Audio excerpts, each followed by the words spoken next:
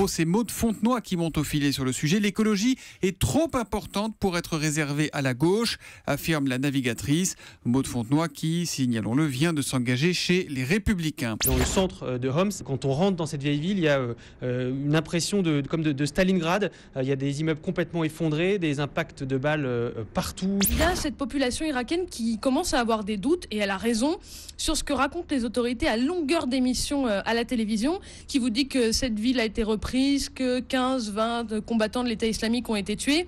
Ça donne le sentiment que les forces irakiennes sont en train de gagner, sauf que c'est pas du tout le cas et qu'à force les habitants s'en rendent bien compte. En France, personne ne meurt de faim, c'est pas un pays où il y a des drames à ses yeux. Donc il se dit, j'ai 78 ans, j'ai pas tellement d'années parce qu'il a annoncé qu'il ne serait pas pape si longtemps que ça. Il va sans doute faire 2 fois 3 ans au mieux, comme font les jésuites quand ils sont provinciaux de France.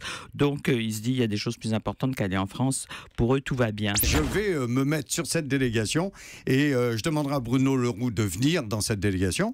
Et si les Russes n'acceptent pas, il n'y aura pas de délégation. Il vide tout le monde en bloc.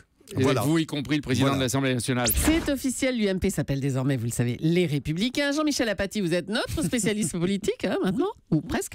Alors concrètement, pour les Français, qu'est-ce que ça va changer ? Rien. Ça ne va rien changer, voilà. C'est tout ? C'est tout, c'était mon analyse.